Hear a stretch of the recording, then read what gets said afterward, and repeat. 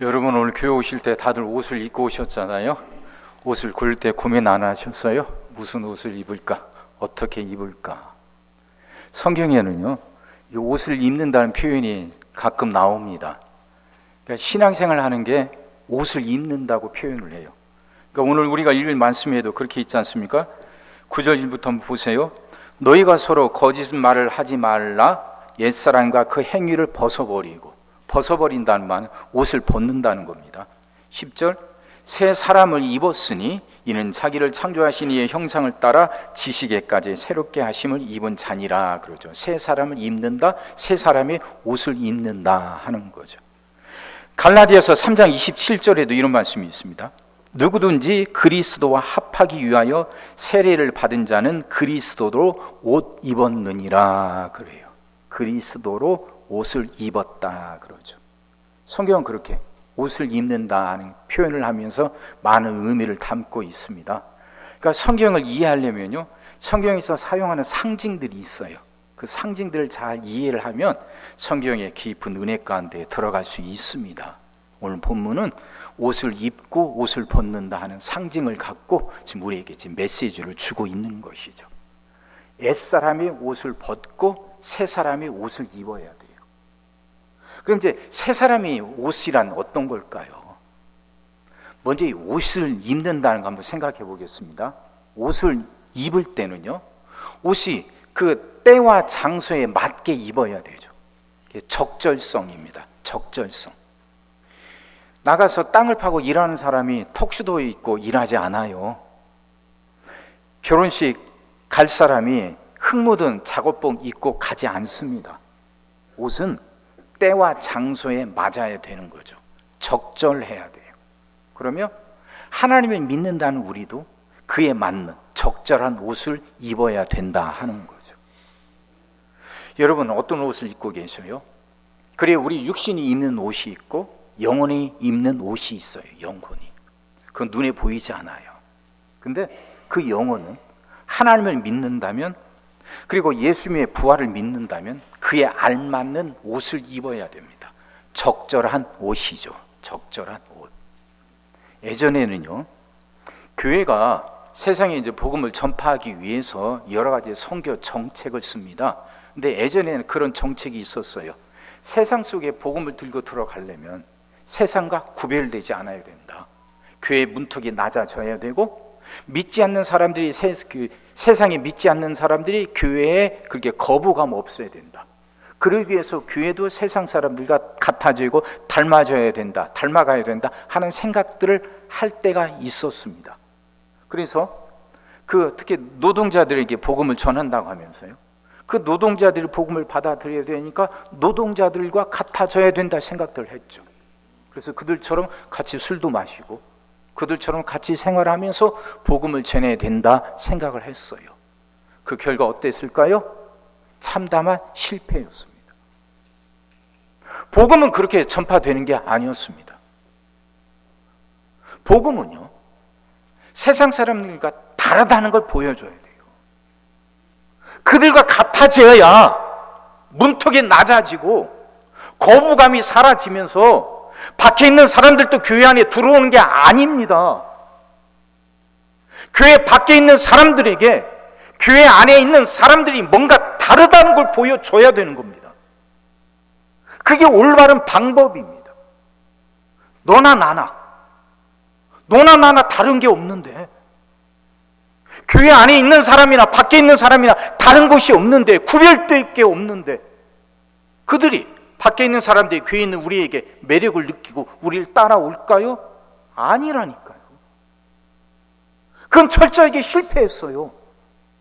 교회 다니는 사람은 다니지 않는 사람들과 다른 무엇이 있어야 됩니다.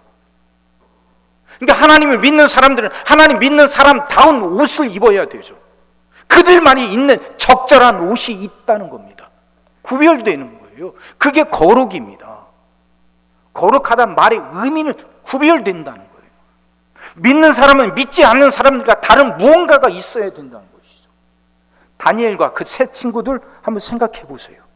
다니엘과 세 친구들, 그들은 식민지에 있어요. 그러니까 나라 망하고 남의 나라, 자기들의 조국을 무너뜨린 남의 나라에 포로로 끌려간 청년들입니다. 그래도 그들은 유대에 있을 때는 번듯한 가문의 출신들입니다. 미래가 양양하고 전도 양양한 젊은이들입니다. 그랬던 모든 것들이 다 박탈당한 거예요. 그들을 지켜줄 수 있는 모든 것들이 다 깨지고 사라진 채 포로가 되어 남의 나라에 끌려간 신세란 말이에요. 그게 다니엘과 그 세 친구들입니다. 그래도 운 좋게 지금은 말하면 왕립대학에 들어가죠. 그곳을 졸업만 하면 그 거대한 제국 페르시아의 관리가 될 수 있습니다. 그 엄청난 기회를 잡게 된 거죠. 그러면 그곳에서 살아남으려면 누구보다도 더 바벨론 사람다워야 되는 거 아닙니까? 누가 그들을 끌어줍니까? 누가 그들의 후원자 노릇을 해줍니까? 포로로 끌려온 청년들인데. 그러면 스스로 알아서 수많은 그 안에 들어온 다른 바벨론 청년들보다 뛰어나야 된단 말이에요. 그러면 그들보다 더 바벨론 사람다워야죠. 근데 이들은 전혀 반대의 길을 걷습니다. 반대의 길을 걸어요. 성경 분명히 그렇게 기록하고 있죠. 뜻을 정했다고. 그들은, 다니엘과 세 친구들은 바벨론의 포로로 끌려갔으면서도 하나님의 백성들이 입는 적절한 옷, 올바른 옷을 입겠다 다짐한 거죠. 그래서 우상에게 제사 드리고 난 음식을 먹지 않겠다고 거절한 거 아닙니까? 그 거절이, 그 결단이 물 몰고 올 풍파, 그걸 알면서도 나는 타협하지 않겠다 하는 거 아닙니까? 나는 믿지 않는 사람들과 구별되는 하나님의 백성들이 입는 옷을 입겠다고 다짐한 거 아닙니까? 그래서 우상에게 제사 드린 음식을 거절했습니다. 그것 때문에 힘들어지고 어려워질 줄 아는데 아니에요. 그것 때문에 오히려 그들은 더 성장하게 됩니다. 다른 사람들보다 뛰어나게 되고 좋은 자리로 배정받게 되죠. 세 친구들은 또 어때요? 다니엘과 그 세 친구 사드락, 메삭, 아벳느고. 바빌론의 느부갓네살 왕, 그 잔인한 왕이 명령을 내리죠. 큰 금으로 만든 신상을 만들어 놓고 그 앞에 절하라고. 근데 이 세 친구들은 그걸 거절합니다. 왜? 우리는 하나님의 백성들이 입는 옷을 입겠다고. 세상 사람들과 구별되는 옷을 입겠다고. 그래서 우리는 우상에게 절할 수 없다고 거절한 거 아닙니까? 그것 때문에 왕 앞으로 끌려갑니다. 붙들려가서 협박을 받죠. 절할래? 아니면 풀무불 속에 들어가 죽을래? 그 앞에서도 그들은 흔들리지 않고 타협하지 않습니까? 타협하지 않잖아요. 우리는 그럴 수 없다고, 절할 수 없다고. 우리가 풀무불 속에 들어갈지라도 하나님이 우리를 건져내 주실 거라고. 설령 하나님이 그렇게 하지 아니하실지라도 우리는 그 앞에 절하지 않겠다고. 우리는 하나님의 백성들이 입는 옷을 입겠다는 거죠. 백성다운 옷을, 적절한 옷을 입겠다는 거죠. 그래서 풀무불 속에 던져졌지만 그들은 머리카락 하늘도 거슬리지 않고 깨끗하게 살아나오지 않습니까? 사랑하는 성도 여러분, 하나님을 믿는다는 건, 부활하신 예수님을 믿는다는 건 하나님의 백성다운 옷을 입는다는 거예요. 하나님의 백성들이 입는 옷, 그 옷은 세상 사람들이 입는 옷과 구별됩니다. 그 옷과는 달라요. 그 옷을 입는다는 것은 세상과 타협하지 않는다는 거예요. 세상과 타협하지 않는다는 것은 그렇게 고집불통이라는 의미가 아니고 폐쇄적인 의미가 아니에요. 세상과 타협하지 않는다는 건 세상 사람들이 눈에 내가 어떻게 볼까 거기에 휘둘리지 않겠다는 의미죠. 나는 내가 어떤지 판단하는 건 세상 사람이 아니라 하나님이라는 거죠. 그걸 지켜가는 거예요. 내 삶을, 내 인생을 판단하는 건 사람들이 아니라 하나님이라는 거죠. 그래서 사람들이 나를 어떻게 볼까에 휘둘리지 않고 나는 어떤 상황, 어떤 환경 속에서도 하나님이 나를 어떻게 보실까 이걸 생각하며 살아가겠다는 거죠. 이게 세상과 타협하지 않겠다는 의미고 바로 이것이 그리스도인들이 입는 옷이다 그 말입니다. 여러분 어떠셔요? 우리를 판단하는 건 사람이 아니에요. 하나님이에요. 그러니 내 말과 행동이, 내 삶이 어떠한가? 우리가 그걸 비춰볼 대상은 사람이 아닌 하나님. 하나님이 지금 나를 어떻게 보실까? 하나님 내 이 행동을 하나님이 뭐라고 판단하실까? 그걸 항상 염두에 두고 살아가는 것이죠. 이것이 바로 믿는 사람이 입는 옷이다, 그 말입니다. 사랑하는 성도 여러분, 여러분 지금 어떠셔요? 여러분이 지금 어떤 옷을 입고 살아가십니까?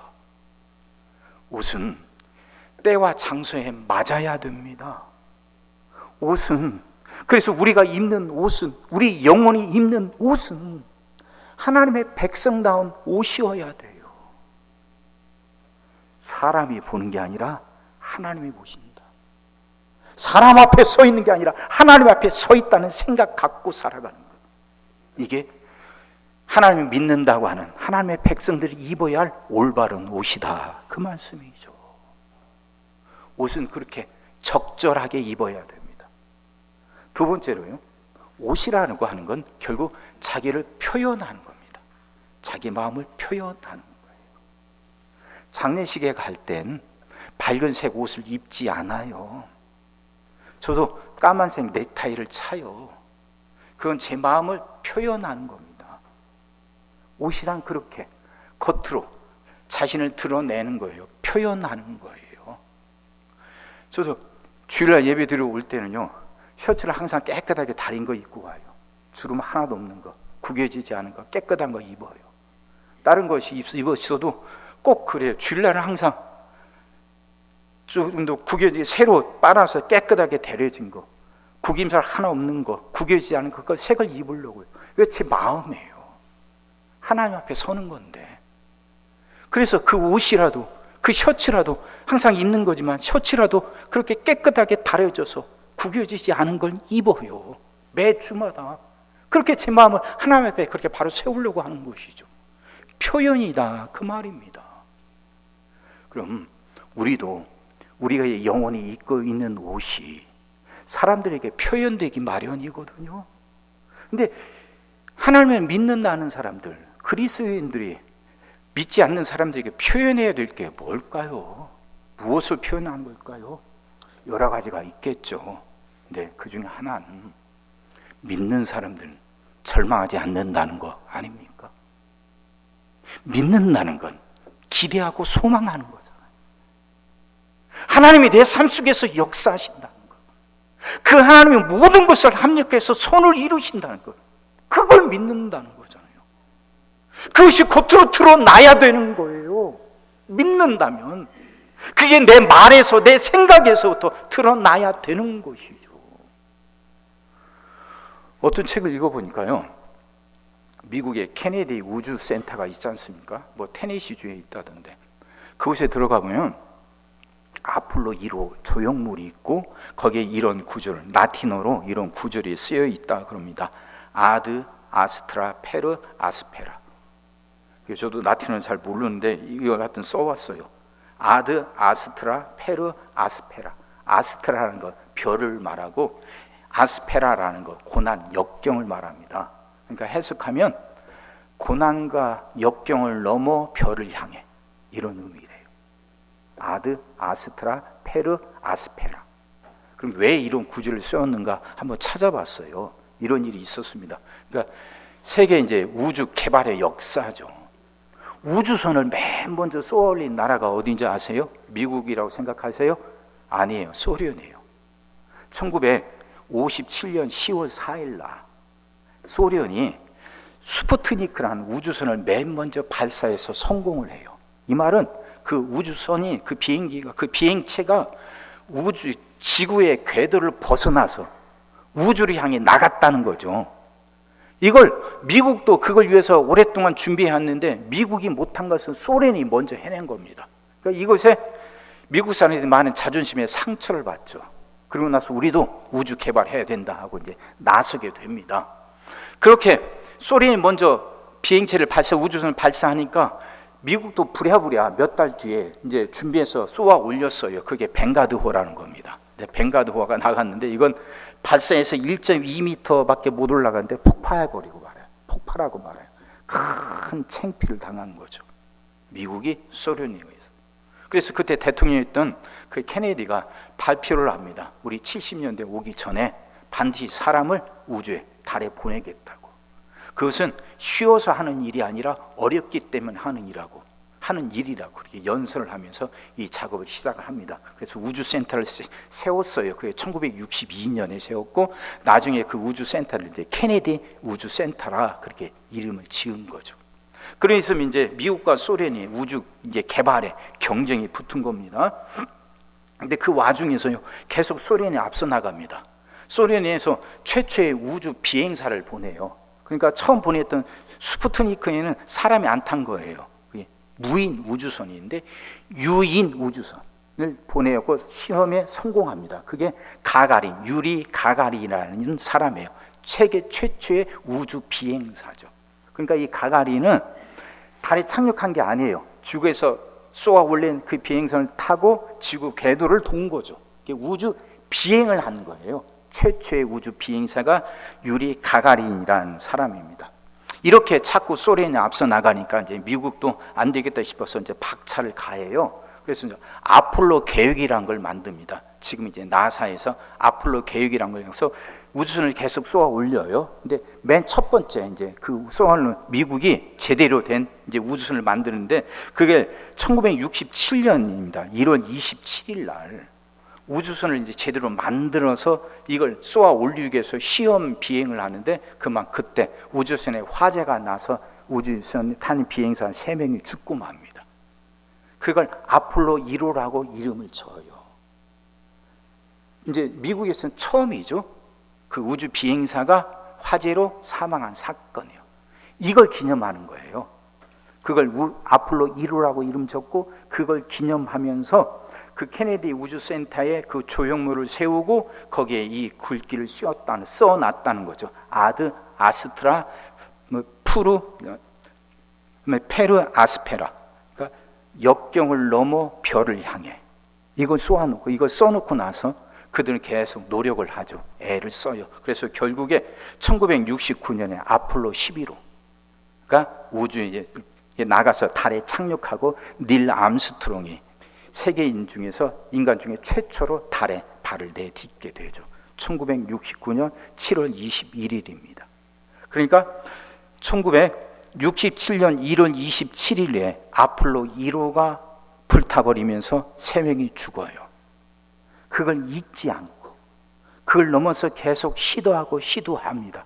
그러면서 아폴로 11호, 그러니까 1호가 실패하고 나서 계속 도전해서 결국 11번째 아폴로 11호가 우주 비행에 성공하고 닐 암스트롱이 달에 이제 발을 내딛게 된 거죠. 그 과정을 이겨냈던 힘이 바로 여기 있다는 거죠. 아드 아스트라 푸르 아스페라. 역경을 넘어 별을 향해. 고난이 있고 어려움이 있고 역경이 있고 실패하지만 멈추지 않는다는 거죠. 중단하지 않는다는 거죠. 또 도전하고 또 도전하고. 여러분, 그리스도인들이 입어야 할 옷이 바로 이런 옷 아닙니까? 성경의 역사가 그러잖아요. 우리를 향한 하나님의 의지가 그러잖아요. 하나님이 우리를 포기하지 않으셔요. 우리의 숱한 그 범죄에도, 우리의 숱한 그 배신에도 하나님이 우리를 포기하지 않으셔요. 우리를 버리지 않으셔요. 하나님이 가끔 진노하기도 하십니다. 하지만 그 마음을 돌이키셔서 또 붙드시고 또 기회를 주셔서 이스라엘이 하나씩 나아지고 조금씩 나아지고 하나님의 그 계획들이 하나씩 그렇게 성취되어 가게 하시지 않습니까? 애굽에서 나왔던 이스라엘 백성들이 바로 가나안 땅에 들어간 거 아니죠? 광야 40년 동안 그들은 숱하게 하나님을 배신합니다. 하나님을 낙심시킵니다. 그 은혜를 받았던 백성들이 어쩌면 이럴 수 있을까 하는 일들을 그들은 아무렇지도 않게 저지릅니다. 그래서 하나님이 진노하기도 하시지만 하나님이 결코 그들을 포기하지 않으시잖아요. 결국 이스라엘은 가나안 땅에 들어가게 됩니다. 적과 꿀이 흐른 땅을 그들은 차지하게 됩니다. 우리를 향한 하나님의 계획이 이루어잖아요. 하나님 절대로 포기하지 않으셔요. 그러면 그 하나님을 믿는 우리들도 포기하지 않는 그런 믿음의 옷을 입고 살아가야 되는 거 아닙니까? 역경은 언제나 있어요. 고난은 누구에게나 찾아옵니다. 별을 향해 나가는 길은 결코 순탄치가 않아요. 별이라는 것이 우리가 꿈꾸고 소망하는 걸 말하는 거 아닙니까? 상징적인 것이죠. 우주 비행사들에게 달이, 그게 화성이 그들에게 별이지만 우리에게는 우리들이 꿈꾸는 것들이 별이죠. 그 별을 향해 나가는 길이 어떻게 순탄하기만 하겠어요?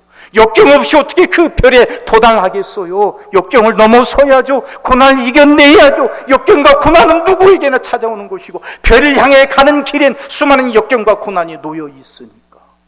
근데 그 역경과 고난은 우리를 향한 하나님의 사랑보다, 우리를 향한 하나님의 은혜보다 결코 크진 않습니다. 그러잖아요. 역경과 고난이 아무리 커도 우리를 향한 하나님의 은혜보다는 크진 못해요. 성경에 나오는 수많은 신앙의 위인들이 바로 그걸 증명하고 있지 않습니까? 모세 대단한 인물 아닙니까? 모세의 능력보다 하나님의 은혜가 더 큰 거 아닙니까? 모세도 가나안 땅에 못 들어가요. 그가 물을 낼 때, 그 바위에서 물을 낼 때 그 물이 없다고 반항하고 불평하는 이스라엘 백성들을 보면서 화가 나갖고 지팡이로 바위를 치지 않습니까? 마치 자기 능력으로 바위에서 물이 나오게 하는 것처럼 하나님이 하시는 일인데, 그것 때문에 모세는 가나안 땅에 못 들어가는 거 아시잖아요.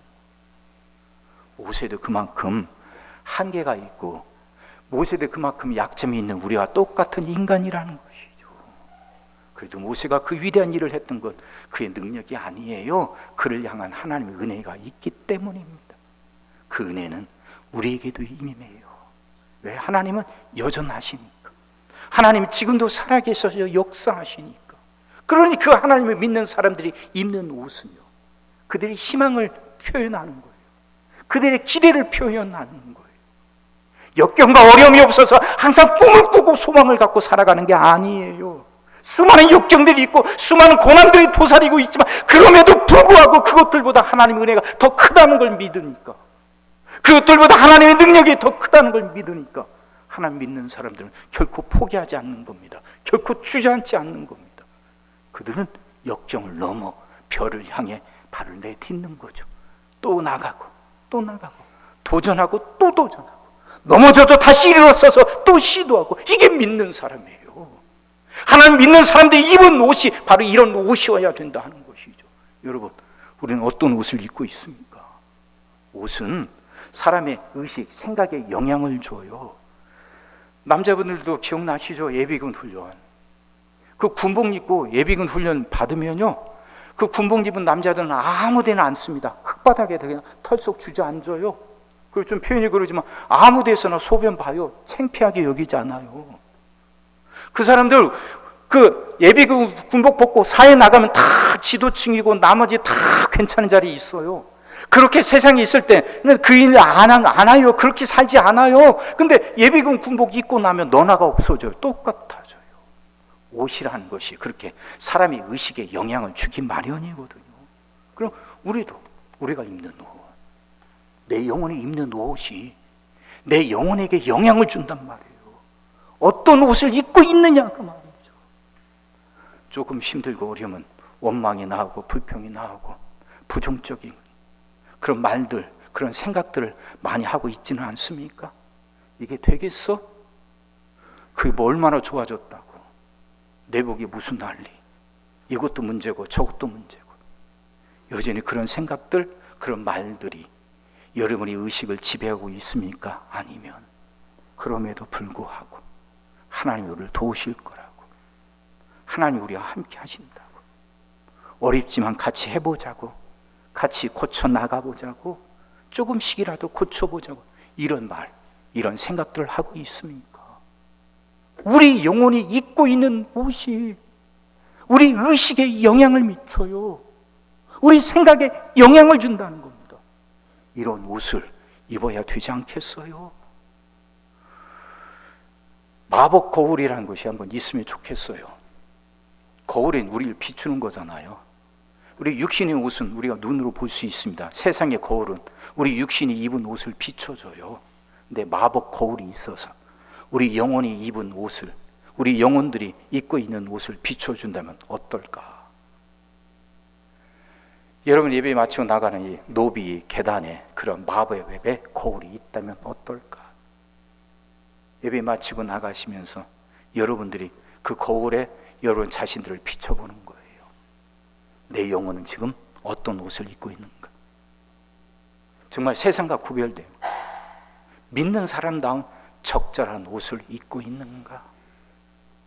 정말 내 옷이 입고 있는, 내 영혼이 입고 있는 옷은 내 영혼의 상태를 표현한다는데 정말 믿는 사람다운 그런 표현을 해주는 옷을 입고 있는가? 그래요. 예배 드릴 때 여러분의 영혼이 어떤 옷을 입고 왔는지 그건 상관없습니다. 그건 괜찮습니다. 하지만 이제 예배 끝나고 나가시는 여러분의 영혼의 옷은 이제 바뀌어야 되지 않을까요? 말씀을 들었으니까 구별되겠다. 나는 사람 앞에 서 있지 않고 하나님 앞에 서 있다. 내 인생을 판단하는 사람이 아니라 하나님이다. 이 생각을 하게 해주는 영혼의 옷을 입어야 되지 않겠어요? 역경을 넘어 별을 향해 나아가는 것처럼 산속에 어떤 고난이 있고 어떤 어려움이 있다 할지라도 그 앞에서 주저앉지 않고 원망하거나 불평하거나 낙심하지 않고 하나님이 하실 거예요. 모든 것을 합력해서 선을 이루시는 하나님이 결국 복된 길로 인도하실 거예요. 이렇게 생각하고 이렇게 말하게 하는 그런 영혼의 옷을 입게 된다면 여러분은 오늘 예배에 성공한 겁니다. 오늘 예배에 은혜를 받은 겁니다. 나가시면서 생각해 보세요. 저 노비의 계단에 마법의 거울이 서 있어요. 여러분의 영혼의 옷이 어떤지를 비춰주는 마법의 거울입니다. 그 앞에서 여러분이 정말 믿는 사람다운 적절한 옷을 입게 되기를 주의 이름으로 축원합니다. 기도하겠습니다. 사랑의 주님, 말씀이 이해가 되게 하시고 깨달아지게 하시고 은혜가 되게 하여 주옵소서. 우리 영혼이 적절한 옷을 입게 하여 주옵소서. 믿는 사람다운 바른 옷을 입게 하여 주옵소서. 정말 우리 그 옷이 우리 신앙을 표현할 수 있게 하여 주시사 우리의 생각이 달라지게 하여 주옵소서. 고난 앞에 무릎 꿇지 않게 하시고 고난과 역경이 있어도 그걸 넘어서 그걸 뚫어서라도 별에 도달하겠다는 하나님이 그렇게 역사하실 거라는 그런 생각을 하고 그런 말을 하며 살아가는 우리들 되게 하여 주옵소서. 말씀이 우리를 변화시키게 하여 주옵소서.